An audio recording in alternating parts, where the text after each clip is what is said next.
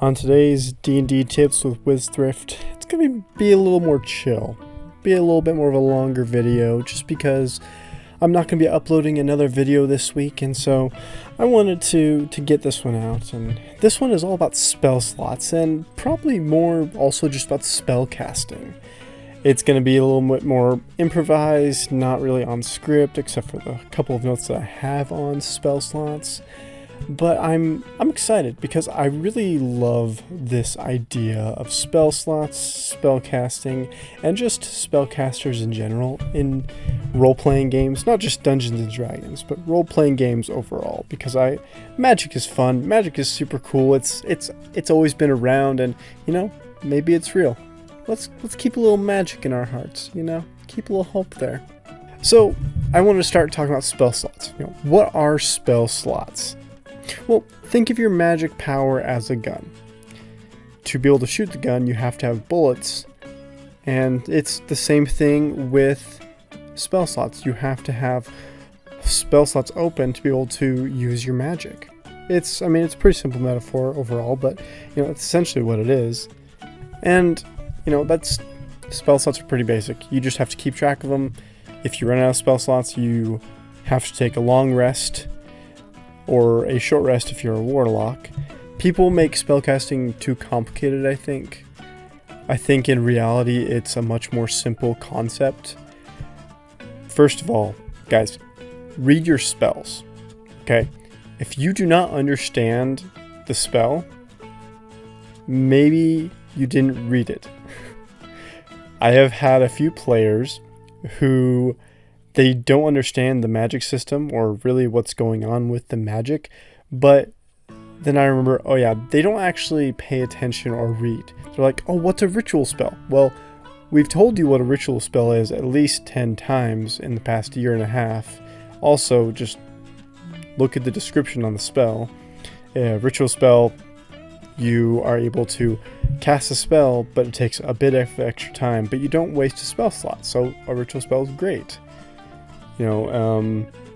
Concentration, duration, casting things, all of these things are pretty easy to understand. You just have to put in a little more effort.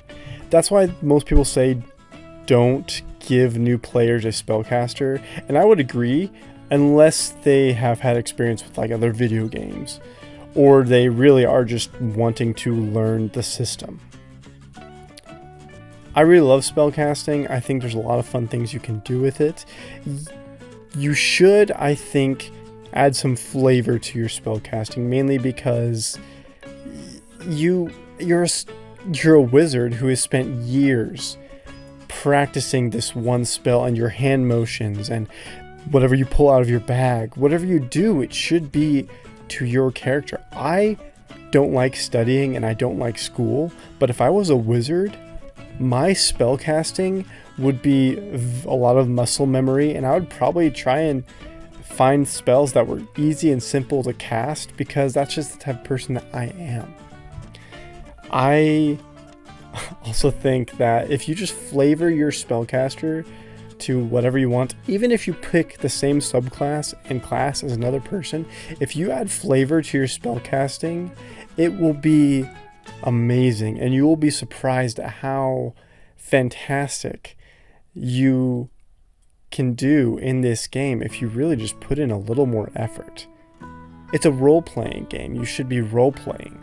That's the point of it. That's the fun of it, is that you're able to add your own flavor and your own persona into this character that you've spent hours with. It's just like if you're a fighter or another martial class, you should explain how you cut that person's head off.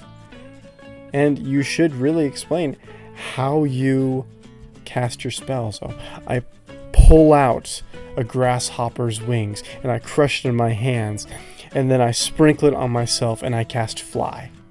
It's really fun. It can be a great thing to do. I understand a lot of people don't play this game to be an actor or to just go crazy and say things like that, but if you just take a step back and don't care about what other people think or do, and you try it, I think you might enjoy it. It's a great time, and people aren't going to make fun of you. You guys are already playing Dungeons and Dragons. Why would they make fun of you for getting even more into the game? If people are making fun of you for acting, doing a voice, or whatever, you need to get out of that group because they are not the right group for you. I know that if you put a little flavor into your spellcasting and just your role-playing in general, you will have a much more fun time.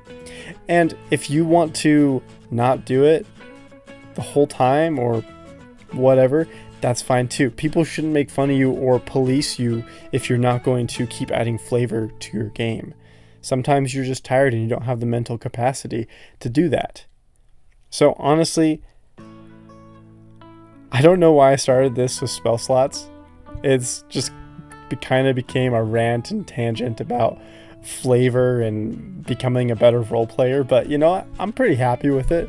I think it's a fun topic, and I really love role-playing games, especially Dungeons and Dragons. It's a truly fun game where you can be a hero, and you know what? It adds a little flavor, a little spice to our life. So, hey, go out, have some fun, and you know what? Come back to the shop sometime.